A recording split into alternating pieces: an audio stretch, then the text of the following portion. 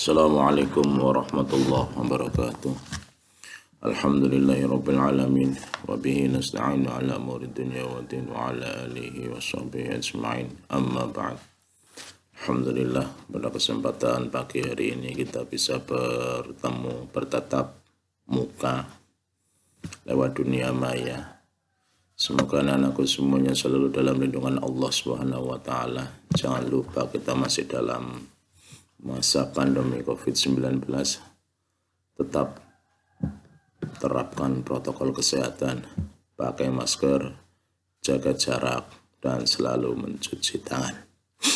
Anak-anakku semuanya, kita masih bertemu dalam materi pelajaran KNU-an.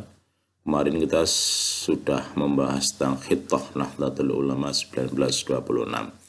Masih kita lanjutkan pada kesempatan pagi ini, yaitu tentang langkah-langkah untuk mewujudkan cita-cita Nahdlatul Ulama. Cita-cita Nahdlatul Ulama yang sudah dicanangkan oleh para pendiri, Hadratus Syekh Kiai Haji Hasyim Asy'ari, Kiai Haji Wahab Hasbullah, dan lainnya, para alim ulama, para waliullah yang lain. Sebisa mungkin harus kita laksanakan, harus kita gelorakan sampai pada saat sekarang ini, sampai pada akhir zaman. Apa saja sih langkah-langkah untuk bisa mewujudkan cita-cita Nahdlatul Ulama? Banyak cara yang bisa kita lakukan, yang bisa para kiai lakukan, para ulama lakukan untuk memaksimalkan cita-cita Nahdlatul Ulama. Yang pertama, peningkatan silaturahmi antar ulama atau kiai. Ini penting, silaturahmi. Silaturahmi, manfaat dari silaturahmi luar biasa. Bisa memanjangkan umur, bisa mempermudah rezeki, dan lain sebagainya. Artinya apa? Dalam sebuah organisasi, silaturahmi sangat penting. Kesepahaman pemikiran sangat penting. Karena apa? Tanpa adanya langkah-langkah yang nyata, kesepahaman yang sama untuk bisa mewujudkan cita-cita sangat susah. Kalau tidak ada kesepahaman pemikiran. Nah, kesepahaman pemikiran ini dilakukan, diawali dengan bersilaturahmi. Makanya di dalam kalangan Nahdliyin, kalangan NU ada yang namanya asparagus, aspirasi para Gus. Kemudian ada organisasi yang lain. Ada momen-momen yang mempertemukan para ulama, para kiai. Yang kedua, peningkatan kegiatan di bidang keilmuan, pengkajian, ataupun pendidikan. Pendidikan di kalangan Nahdlatul Ulama sudah sangat lengkap. Sudah sangat lengkap. Mulai dari PAUD, TK, MI, SD, MTS, SMP, SMA, aliyah, perguruan tinggi. Ada semuanya. Itu dalam bidang pendidikan formal. Pendidikan non-formal ada pondok pesantren, tinia, TPQ, dan lain sebagainya. Sangat penting. Nih, kita sebagai orang NU seharusnya mencari ilmu, menyekolahkan diri kita, menyekolahkan anak didik kita, anak-anak kita, memondokkan anak kita semuanya pada lembaga pendidikan di bawah naungan NU. Menyekolahkan anak, sekolahkanlah di ma'arif. Memondokkan anak, pondokkanlah sekolah di pesantren NU. Karena apa? Karena pesantren sekarang banyak ditiru oleh lembaga-lembaga, oleh ormas-ormas di luar NU.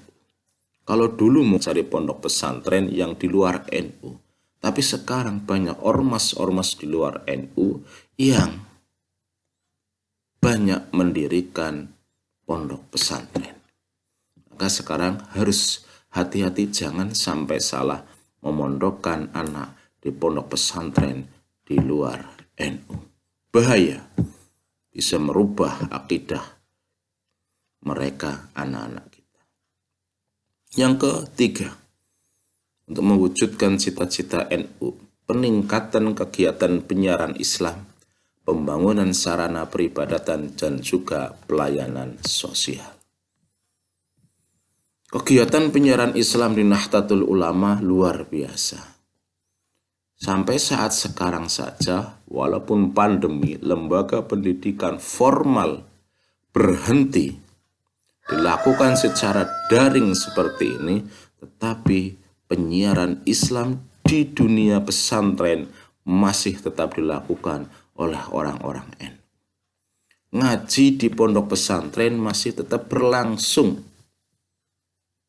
Ini yang luar biasa. Walaupun semua sekolah formal mulai dari TK sampai perguruan tinggi dilakukan secara daring, secara online, tetapi penyiaran agama Islam, pendidikan Islam di lingkungan pesantren masih tetap dilakukan. Ini yang luar biasa dengan cara penerapan protokol kesehatan.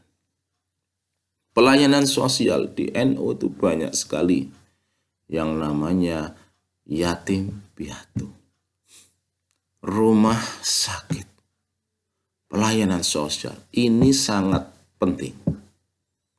Sangat penting demi pelayanan kesejahteraan masyarakat. Di mana ada bencana alam, di situ NU terjun di garda terdepan. Terkadang ketika ada bencana dari pihak pemerintah belum turun tangan, dari NU sudah terjun paling depan. Ini yang luar biasa.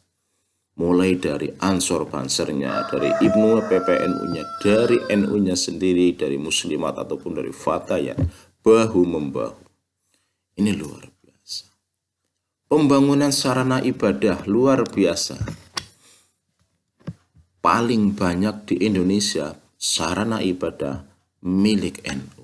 Karena sekali lagi NU menjadi organisasi Islam terbesar di Indonesia. Bukan hanya di Indonesia, bahkan di dunia. Makanya tidak mengherankan kalau sarana peribadatan di Indonesia paling banyak milik NU. Mulai dari masjid, musola, sekolah, pondok pesantren. Bahkan untuk pondok pesantren mungkin 80% berafiliasi ke Nahdlatul Ulama. Yang keempat, langkah untuk mewujudkan cita-cita NU adalah peningkatan taraf dan kualitas hidup masyarakat melalui kegiatan yang terarah. Pada langkah yang keempat ini banyak kita jumpai pengurus-pengurus Nahdlatul Ulama yang berusaha untuk meningkatkan kualitas hidup masyarakat melalui apa? Peningkatan ekonomi. Karena apa? Karena dengan meningkatnya ekonomi warga Nahdliyin, maka insya Allah seluruh langkah hidupnya akan lebih terarah, akan lebih mudah untuk selalu beribadah kepada Allah. Itu langkah-langkah yang sudah dan akan terus dilaksanakan oleh orang-orang NU, oleh NU untuk mewujudkan cita-cita besar Nahdlatul Ulama. Demikian pertemuan singkat pada pagi hari ini. Mohon maaf. Wabillahi taufiq wal hidayah. Assalamualaikum warahmatullahi wabarakatuh.